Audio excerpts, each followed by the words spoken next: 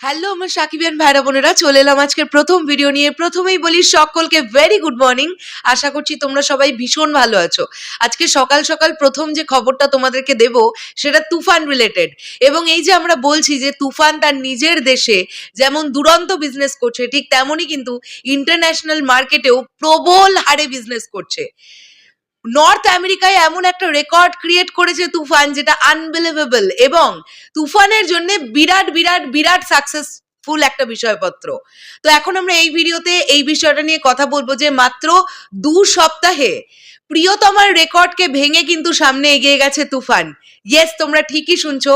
North আমেরিকাতে 2 সপ্তাহে প্রিয়তমা যে রেকর্ড গড়তে পেরেছিল সেই রেকর্ডকে ব্রেক করে কিন্তু তুফান সামনের দিকে এগিয়ে গেছে, এবং 2 সপ্তাহর শেষে এসে নর্থ আমেরিকা থেকে তুফানের বক্স অফিস কালেকশন দাঁড়াচ্ছে $1,33,000, $1,33,000 মার্কিন ডলার, যেটা বাংলাদেশি টাকা অনুযায়ী টাকা দাঁড়াচ্ছে 1,56,54,818 টাকা।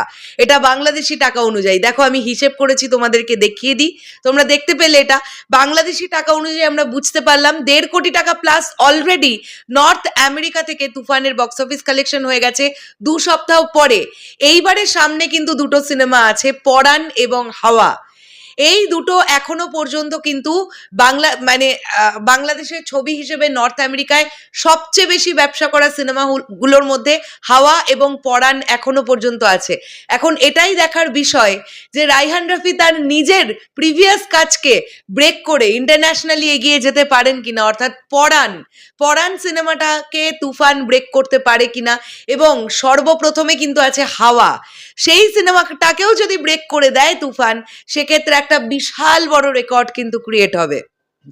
বন্ধুরা, একটা জিনিস খুব ভালো হতো, দেখো বাংলাদেশে না হয় এক্স্যাক্টলি বক্স অফিস ফিগার পাওয়া যায় না, মানে বাংলাদেশে সিঙ্গেল স্ক্রিনে যেহেতু টিকিটিং ব্যবস্থা নেই, তাই কত টাকায় টিকিট সেলিং হচ্ছে, কতজন দর্শক হচ্ছে, এক্স্যাক্টলি ব্যবসা কি আসছে সেটা না হয় বোঝা যায় না। কিন্তু ইন্টারন্যাশনাল মার্কেটগুলো থেকে তো বোঝা যায়, সেখানে তো মাল্টিপ্লেক্স ওরিয়েন্টেড সবকিছু চলছে, তাই হিসেব তো সকলের কাছেই থাকা উচিত। তো অলরেডি বিভিন্ন কান্ট্রিগুলোতে 2 সপ্তাহ কমপ্লিট হয়ে গেল, কোনো কোনো কান্ট্রিতে 3 সপ্তাহ চলছে তুফান। তো এবারে তো বক্স অফিস কালেকশনগুলো ধীরে ধীরে ড্রপ করা যেতে পারে নাকি?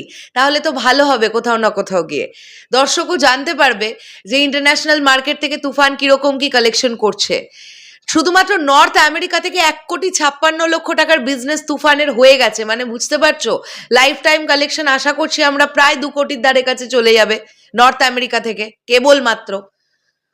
তো এরকম ভাবে যদি নানান কান্ট্রি থেকে তুফান মোটামুটি 1.5 কোটি 2 কোটি 1.5 কোটি 2 কোটি করে বিজনেস করতে থাকে, সেক্ষেত্রে কালেকশনটা কেবলমাত্র ইন্টারন্যাশনাল মার্কেট থেকে গিয়ে কোথায় দাঁড়াবে তোমরা বুঝতে পারছো? তো দেখা যাক কি হয়। আমার এটা ধারণা যে যতদিন না দরদ আসছে ততদিন বাংলাদেশে কিন্তু তুফানের একদম রমরমে গতিতে তুফান চলবে। স্পেশালি মাল্টিপ্লেক্স ওরিয়েন্টেড চেনগুলোতে তো আরো স্পেশালি বেশি চলবে, তেমনটাই তো মনে হচ্ছে। শেষ করলাম ভিডিওটা, পুরো বিষয়টাকে নিয়ে তোমাদের কি বক্তব্য অবশ্যই কমেন্ট করে জানিও। বিএমআরকে অবশ্যই থ্যাংক ইউ এই আপডেটটা আমাদেরকে দেওয়ার জন্য, তাদের তরফ থেকেই কিন্তু পেয়েছি এই আপডেটটা। শেষ করলাম ভিডিওটা, দেখা হচ্ছে আবার খুব শীঘ্রই। তাহলে এখনের জন্যে টাটা।